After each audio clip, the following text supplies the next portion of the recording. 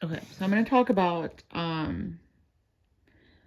the soul trap theory, demiurge, archon, all that kind of stuff. Um, and I'll tell you why I'm not convinced of that or any belief system with spirituality. Like none of them. No belief system with spirituality. Um, because the base reality of everything is consciousness. It's awareness, right? Awareness, consciousness.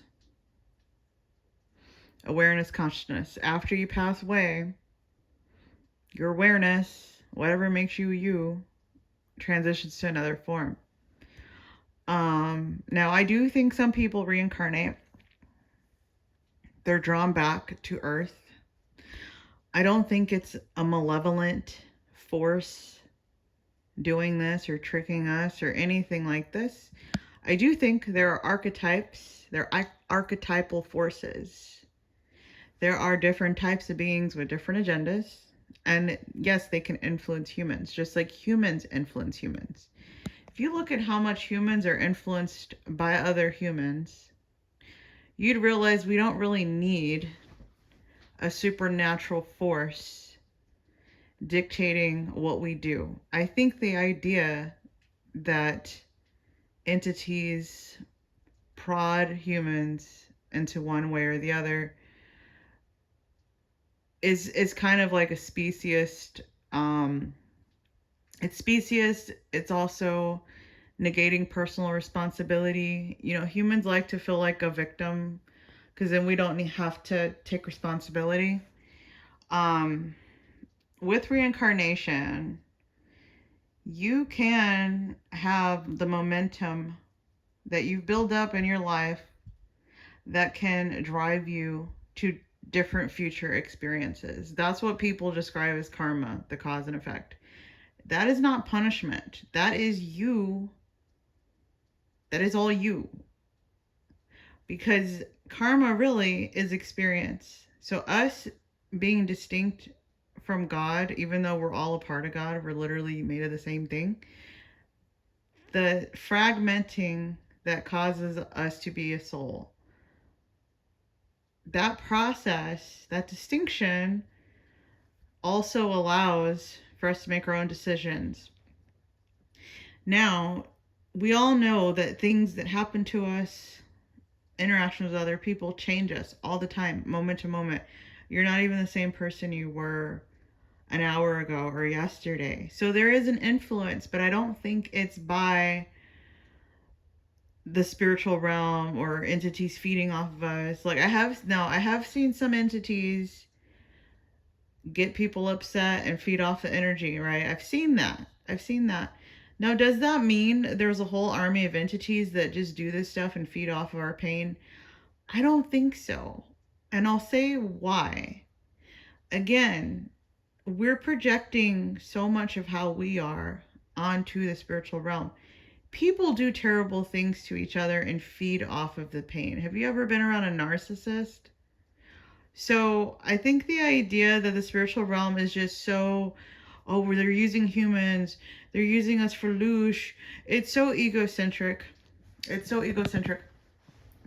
And I experience a variety of beings. I see entities all day long everywhere. They're literally everywhere. There's a whole ecosystem. Let me tell you that most of them aren't even thinking about us. They're doing their own little thing. I have a portal in my room, so I see entities flying around all the time. When I close my eyes and I'm in the astral, same thing. Most of them don't even bat an eye or even look my direction. They have their own things that they're doing. So there's a lot of egocentrism with humans where we think that the rest of the universe would spend so much time to harass us, to feed off of us. That's just crazy. That's like saying the ants are plotting to steal our lunch. It's not happening. It's not. And if you think that's the case, you're being a victim. Victim mindset. Because humans are we're important. We're part of the cosmos, but we are one species of infinite beings, multidimensional realities, multiverses, different universes, different planets, different civilizations. You really think that something's going to spend all this energy to feed off of the pain of people? That's just crazy. You want to know the truth. A lot of the beings on the astral, they actively avoid us because humans disturb them. We disturb them with our drama. That's why a lot of nature spirits, they live in secluded areas. They don't want to be bothered. That's why people get hauntings in certain places because people move in. A lot of beings don't like us, and they have good reason not to like us because we are destroying the planet. We are mean to each other, and then we project all that shit all over them.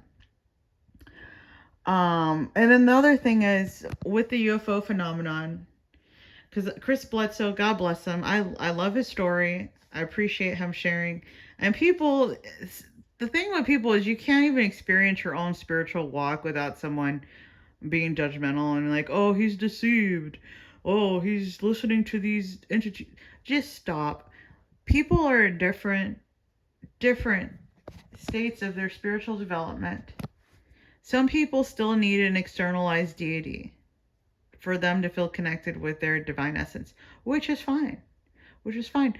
Personally, I don't worship deities. I know that there are deities, I know there's other beings, but I know that I'm sovereign, that I have a choice over what I do, over my future.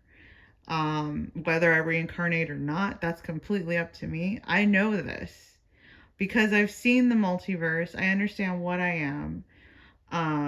I have so much experience with these things and how reality works that I'm confident in that. I don't think that there's some malevolent force out to get humans. I think those are remnants from religion because the Christian religion, that's where the demiurge, the Gnostics, all that stuff comes. It's an offshoot of Christianity, or I don't know if it's a precursor to Christianity. It sprout up alongside the mainstream Christian beliefs, and then it became less popular, and people went with, you know, the Roman interpretation of Christianity, if you will. But I can see how people would gravitate towards these beliefs because our society mirrors that. In our society, we have rich billionaires feeding off of poor people.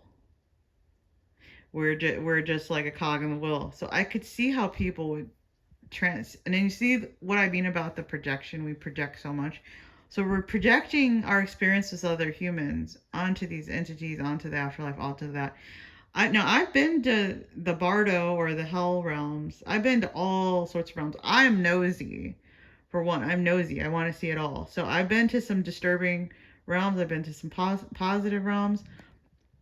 What I have seen and what I've noticed is that you go where you're vibrating, where your frequency, where you're resonating with. So if you want to go to a positive location and have more control and all that kind of stuff, look at the choices you're making in your day-to-day life. Do you live like a victim?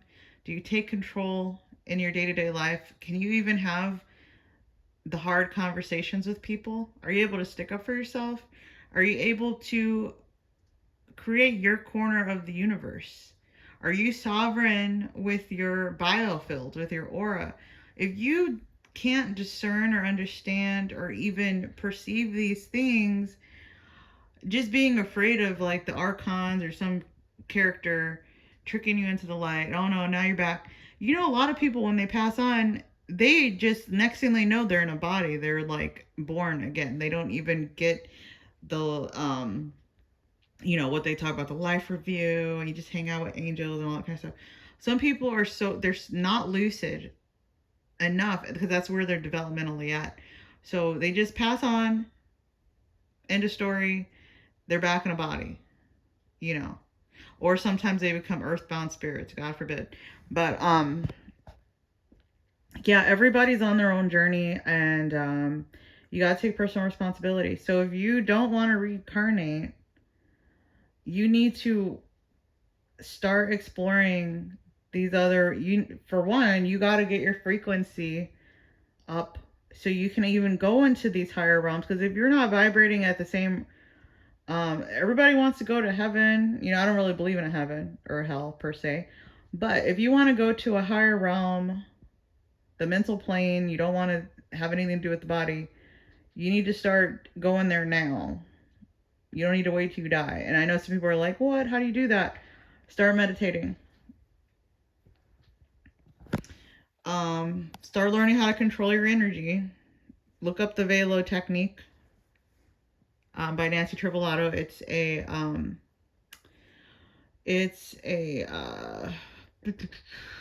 it's a guided meditation. Teaches you how to control your energy field. If you can't even control your energy field, I do my energetic workouts daily throughout the day. Okay? Because if you don't want negative beings in your presence, you gotta get your energy up. Start working out, get enough sleep, eat better, all of these things. Because you're in control. You're in control. And some people are like, oh, what do you mean? Look at all those other things. My life is hard. My job is hard. Yes, those things are hard. You still have some control. There is supposed to be resistance. People get put off by the resistance, and if it gets to be too much, or they think themselves into a mass of negativity, a dark void, they blame the void. And it's like, you created that. You spent, how many hours do people spend in their lives thinking negatively about stuff? You can't just say, oh, some entity's influencing me to think negatively. Those thought forms, most of what people are antagonized by are their own thought forms that they've been generating for a lifetime. Now, if those thought forms originated from some terrible event or things in your life that were unfair, fair enough. But if you just keep those things there and you don't try to uproot that stuff and clean up your energy as best as you can, because everything you do in this life is going to affect your future lives. So you get to decide what kind of energy you want to resonate with. If you want to resonate with a fearful, oh my God, these aliens are here to trick us, everything's out to get us, that's going to be your reality. I notice so many different kinds of beings. I'm living my life. They can observe, they can hang out, if they're friendly, if they're, in aligned with my goals. But if they're not, they can go somewhere else. So you absolutely have that power to decide what you want. So, and let me tell you, a lot of reasons people don't move into that is because they're scared. Think of how scared people are just to disagree with somebody. Like, there's people out there that can't even share their opinion because they're afraid they'll get punished socially. If you can't even do that, you think you're really going to have some control over where you go in the afterlife? And I'm not trying to be harsh with this stuff. I'm just telling the truth. This is based on what I've experienced. I have access to the multiverse like you do. I'm just conscious of it. I have access to the Akasha, all these things. Doesn't mean I need to do everything, look at everything, be everything. I don't need to overwhelm myself. But the things that I know, the things I've experienced have been helpful to me. And the gist of it is, do not accumulate more points of view. Don't get religious. Don't try to camp in the Archon, Gnostic, all these different camps, even Buddhism, Hinduism. There, all these things. There's helpful ideas in them, but you don't want to attach to any of it. And this is why I say don't have any kind of beliefs or anything. Because at the end of the day, what counts is how aware you are. If you're aware, you're present, you're lucid, you take responsibility for your life in the here and now. These are all things training you to move higher. So no one's trying to keep you down. Stop thinking like that, because most y'all, you can't even conceive of a place that's not like Earth. Everybody's like, oh, don't go into the light. You'll get tricked and then you'll have to come back to Earth. You can't even conceive of existing in another plane of reality that's not Earth. Think about that. Where are you going to go once you're not on this Earth? What is that going to look like to you? Are you going to, are you going to have a home? And sometimes a lot of people, I think they go to places that look similar to Earth so they can feel comfortable. I've seen these places. I saw this one place where all these spirits were very they had some traumatic experiences and things like that. And the realm they were in was very like disturbing. It wasn't like quite hell, but it wasn't heaven either. It was a place I would not want to go. But the people were there for a reason. They were trying to sort out their issues, and some of them, let me just tell you, the spirits, the people that I was talking to, most of them didn't know how they got there. They didn't know how they died. They didn't remember any. I was talking to one soul. They didn't even remember where they came from. Like they didn't remember their life on Earth at all. So think about the fragmentation, the trauma. I mean, and it's like I don't think they're being held there, but sometimes people can be so traumatized by things, um, and then maybe they don't work it out, and when they get to the other side, maybe they aren't ready to heal, and they're just, you know, how many people on earth are like that? Like they go through things and they're not ready to look at it. They're like, oh, I don't know if I can let this go. I don't know if I want to look at it. It's just pain. But when they do, when those souls finally do, I think they will move on to a happier setting. So I think, and this was a sobering thing about my experience when I went to that. I think that place was kind of like a bardo, kind of probably what people would describe as hell. But even there, I was just, I was just talking to the spirits and trying to be encouraging to them, and I felt like I related to some of their plights. But what I got out of that is just try to heal as much as you can. Try to take personal responsibility. And if you can't heal, if you're just really messed up, you get to do what you want. If you don't want to be in a happy space, when you pass on, you're not going to be in a happy space. You're not. Because deep down, you don't think you deserve it, or maybe you don't like yourself. So that's why, like, a change in scenery, just getting out of the reincarnation cycle, as people call it, that may not necessarily be that you're going to be in some heavenly place with the angels. Because if you can't tolerate that, if that disturbs you greatly, or if you don't want to be healed, no one's going to force you to be healed. No one's, and for some people, healing is very scary.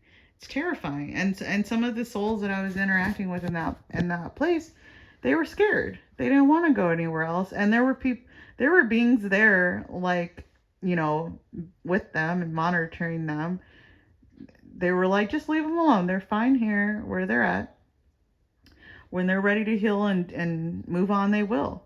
So, and it's just like on Earth, we'll see people that we want to help because we see how they're suffering.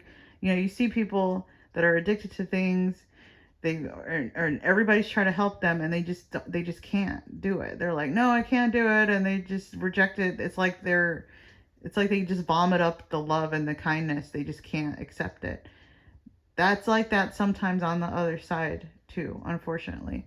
But the good news is that you're not stuck anywhere. So you're not even on this earth. So yeah, it's not about trying to escape your present reality.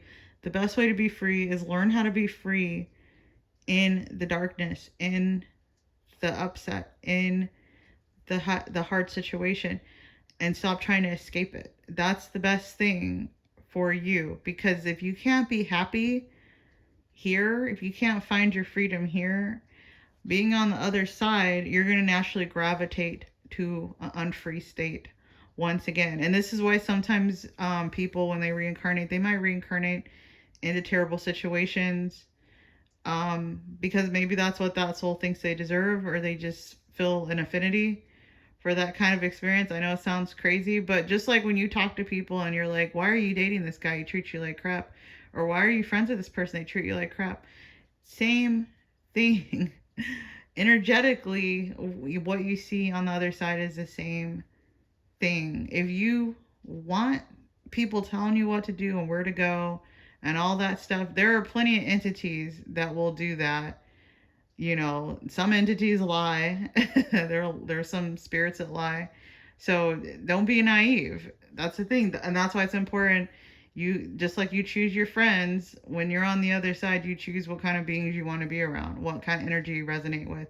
So if you don't want to be around a bunch of asshole beings that are, you know, taking you for a ride, learn to get smart while you're on the earth.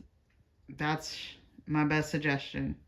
You create your little reality, and you can't blame anybody else for that. And you know, once you see it, it is sobering. So I say that just to people, just think about the quality of energy you have and what you actually want, and figure out if you don't want that, if you want a better quality of energy, figure out how to get it higher. Figure out if you want more love in your life, you want a peaceful existence, you want more creativity, you want a higher quality of consciousness. Work on developing that here. It's a little easier here than over there because we have the illusion of time and space. So we got to work with what we have now while we're here because we're preparing for that other side. So, and with that, I will talk to you guys later.